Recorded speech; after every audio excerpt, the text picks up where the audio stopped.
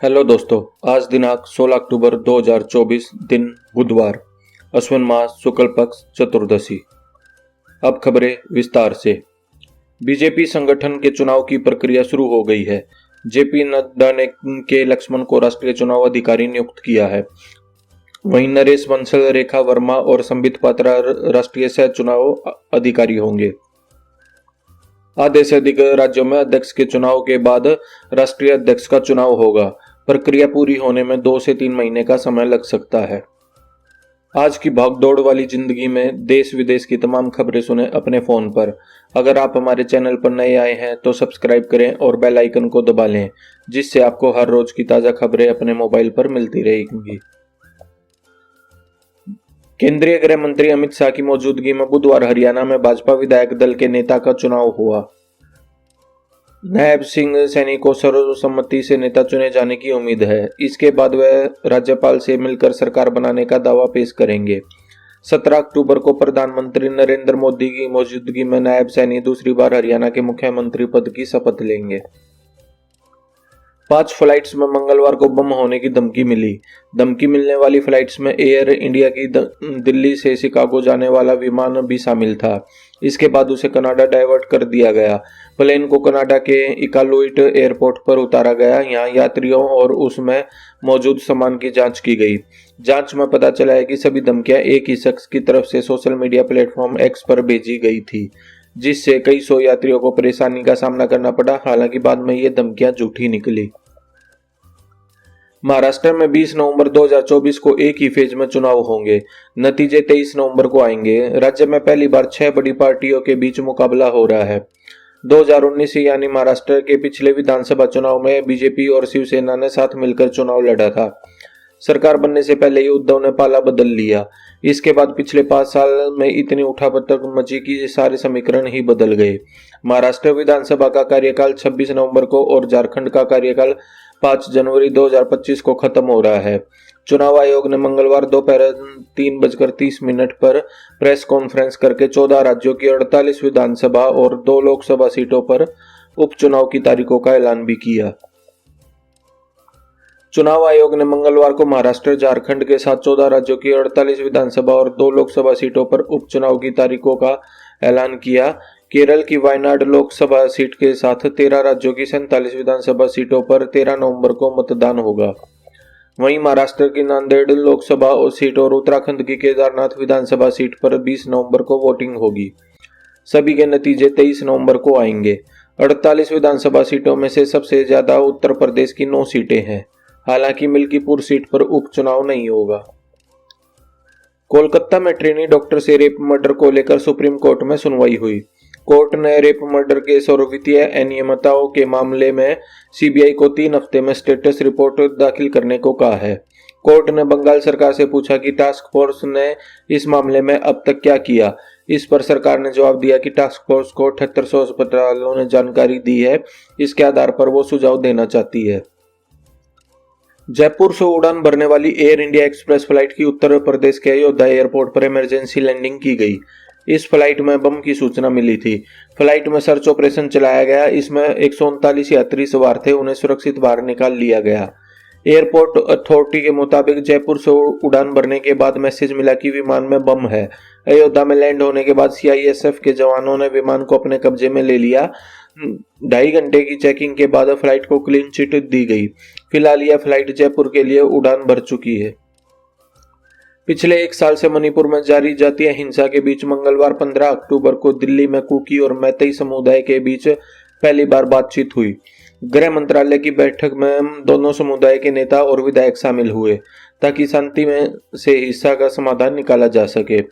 मणिपुर में जातीय हिंसा 3 मई 2023 को शुरू हुई थी। इसके 16 महीने बीत चुके हैं। इस दौरान 226 लोगों की मौत हो चुकी है और 1100 से अधिक लोग घायल हो चुके हैं। 65,000 से ज्यादा लोग अपना घर छोड़ चुके हैं। राजनीतिक दलों के द्वारा चुनाव से पहले मुफ्त की योजनाओं के वादों पर मंगलवार को सुप्रीम कोर्ट में सुनवाई हुई। सीजेआई डीवीआई चंद्रचूड़, जस्टिस जेबी पारदीवाला और जस्टिस मनोज मिश्रा की बेंच ने केंद्र सरकार और चुनाव आयोग को नोटिस जारी किया है। कर्नाटक के शशांक जय श्रीधर ने याचिका में चुनाव के दौरान राजनीतिक दलों द्वारा किए गए मुफ्त योजनाओं के वादे को रिश्वत घोषित करने की मांग की है। सुप्रीम कोर्ट से यह भी मांग की गई है कि चुनाव आयोग ऐसी योजनाओं पर फौरन रोक लगाए। कोर्ट ने पुरानी याचिकाओं के साथ आज की याचिका को सुनवाई के लिए मर्ज कर लिया। अमेरिका और भारत के बीच मंगलवार को 32,000 करोड़ की डिफेंस डील फाइनल हो गई। इसके तहत भारत 31 प्रीडेटर ड्रोन अमेरिका से खरीदेगा। ये अमेरिकी MQ-9 रिपर ड्रोन का ही एक वेरिएंट है। ये ड्रोन तीनों सेनाओं को दिए जाएंगे। इसके मेंटेनेंस और रिपेयरिंग के लिए देश में ही फैसिलिटी बनाई जाएगी। डिफेंस अफसर ने न्यूज एजेंसी ANI से कहा कि दोनों देशों के सीनियर अफसरों ने मंगलवार को डील पर दस्तखत किए हैं। छत्तीसगढ़ के जगदलपुर से रायपुर उड़ान भर रही इंडिगो की फ्लाइट की मंगलवार को इमरजेंसी लैंडिंग कराई गई। उड़ान भरते ही फ्लाइट की विंडशील्ड का ग्लास टूट गया। इसके बाद दंतेश्वरी एयरपोर्ट पर ही फ्लाइट को फिर से लैंड कराया गया। जानकारी के मुताबिक फ्लाइट ने दोपहर 1 बजे रायपुर के लिए उड़ान भरी थी, लेकिन 12 मिनट बाद ही विंडो ग्लास में अचानक क्रैक आ गया। इसके बाद पायलट ने ATC को सूचना दी और फ्लाइट की सुरक्षित लैंडिंग कराई गई। सैनिकों की कमी से जूझ रही यूक्रेनी सेना अब शादी समारोह, नाइट क्लब, बार, रेस्टोरेंट और कॉन्सर्ट हॉल जैसी जगहों पर छापे मार रही है। दरअसल यूक्रेन ने जंग की शुरुआत के बाद से ही पुरुषों के लिए सेना में शामिल होना अनिवार्य कर दिया था। इसके लिए इस साल अप्रैल में युवाओं से पंजीयन कराने के लिए कहा गया था। इस आदेश के बाद से यूक्रेन के युवा सेना में शामिल होने से बचने की कोशिशों में लगे हुए हैं। यूक्रेन फरवरी 2022 से रूस के साथ जंग लड़ रहा है। बृहस्पति ग्रह के चांद यूरोपा पर जीवन की संभावना की तलाश करने के लिए नासा ने सोमवार को यूरोपा क्लिपर स्पेसक्राफ्ट लॉन्च किया। स्पेसक्राफ्ट को फ्लोरिडा के केनेडी स्पेस सेंटर से इलॉन मस्क की कंपनी SpaceX के फॉल्कन हेवी रॉकेट से लॉन्च किया गया। यह मिशन 6 साल का होगा और इस दौरान स्पेसक्राफ्ट करीब 3 अरब किलोमीटर का रास्ता तय करेगा। यूरोपा क्लिपर 11 अप्रैल 2030 में बृहस्पति की कक्षा में दाखिल होगा। इसके बाद 4 साल में यह 49 बार यूरोपा चांद के करीब से गुजरेगा। लेबनान के स्वास्थ्य मंत्रालय ने कहा कि सोमवार को उत्तरी लेबनान में इजराइल के हवाई हमले में कम से कम 21 लोगों की मौत हो गई और 8 लोग घायल हुए हैं। अल जजीरा के मुताबिक इजराइल का यह हमला त्रिपोली के एक ईसाई इलाके एतेयू में हुआ। आमतौर पर इजराइल ईसाई इलाके पर हमला नहीं करता है। विदेश मंत्री S जयशंकर SCO की बैठक के लिए पाकिस्तान पहुंच गए हैं। यहाँ छोटी बच्चियों ने फूल देकर उनका स्वागत किया। वे 9 साल में पाकिस्तान जाने वाले पहले भारतीय नेता हैं। इससे पहले पाकिस्तान के पूर्व प्रधानमंत्री नवाज शरीफ ने एक इंटरव्यू में कहा था, SCO की मीटिंग में शामिल होने अगर मोदी आते तो ज्यादा अच्छा होता। मुझे उम्मीद है कि मैं उनसे जल्द मुलाकात करूंगा। दरअसल पाकिस्तान ने अगस्त में प्रधानमंत्री मोदी को SCO का न्योता भेजा था, लेकिन दोनों देशों के बीच खराब रिश्तों के चलते विदेश मंत्री S जयशंकर इस बैठक में शामिल हुए हैं। कनाडा ने भारत पर मंगलवार को नए आरोप लगाए हैं। जस्टिन ट्रूडो के पुलिस अधिकारियों ने कहा कि भारत सरकार ने कनाडा में खालिस्तानियों और साउथ एशियाई मूल के लोगों को टारगेट करने के लिए आपराधिक गैंग लॉरेंस ग्रुप का इस्तेमाल किया है। कनाडाई पुलिस विभाग RCMP में असिस्टेंट कमिश्नर ब्रिजिटी गोविंद ने कहा कि लॉरेंस गैंग का भारतीय सरकार के एजेंट्स के साथ कनेक्शन है।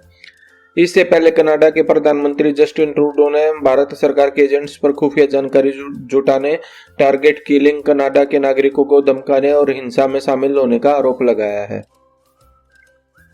कनाडा से रिश्तों में तनाव के बीच भारत ने सोमवार 14 अक्टूबर को कार्यकारी high commissioner Stewart Ross Weller समेत 6 कनाडाई डिप्लोमेट्स को देश से निष्कासित कर दिया।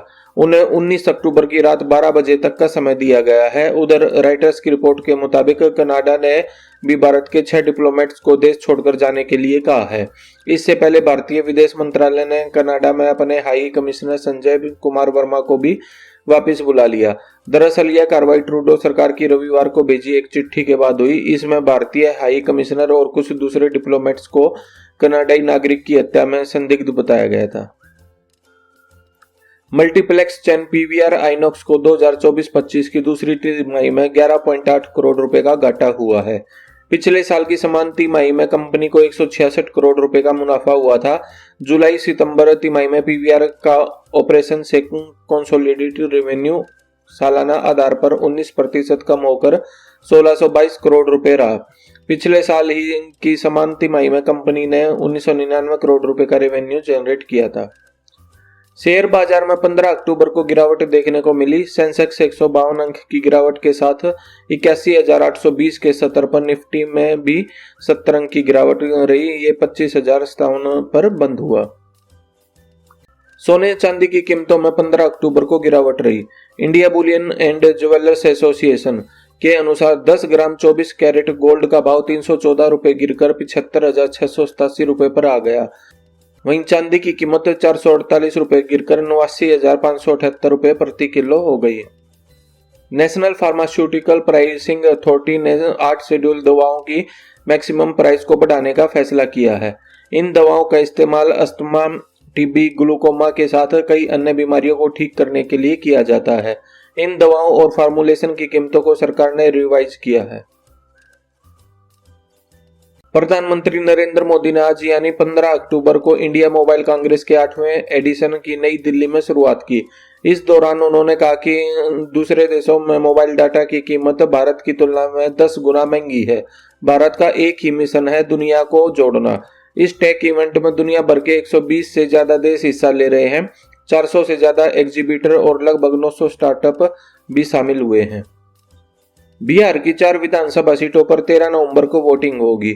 23 नवंबर को वोटों की गिनती की जाएगी। उपचुनाव को लेकर चुनाव आयोग ने आज तारीखों का ऐलान किया है। बिहार में तरारी, रामगढ़, बेलागंज और इमामगंज विधानसभा सीट खाली हैं। लोकसभा चुनाव 2024 में इन चारों सीट के विधायक लोकसभा पहुंच गए हैं। पंजाब की 4 विधानसभा सीटों पर उपचुनाव की तारीखों की घोषणा की गई। आज दिल्ली में हुई चुनाव आयोग की प्रेस कॉन्फ्रेंस के मुताबिक बरनाला, डेरा बाबा नानक, चब्बेवाल और गिद्दड़बाह विधानसभा सीट पर 13 नवंबर को वोटिंग होगी। वहीं इसका रिजल्ट 23 नवंबर को जारी किया जाएगा। पंजाब की जिन विधानसभा सीटों पर उपचुनाव होने हैं उनमें से 3 सीटें कांग्रेस और 1 सीट आम आदमी पार्टी के पास थी। इसी साल लोकसभा चुनाव के दौरान इन सीटों के विधायकों के सांसद चुने जाने के बाद ये सीट खाली हो गई। तो दोस्तों, आपको हमारी ये वीडियो कैसी लगी? अगर आपको हमारी ये वीडियो अच्छी लगी हो तो लाइक, शेयर और सब्सक्राइब करना ना भूलें। Thanks for watching.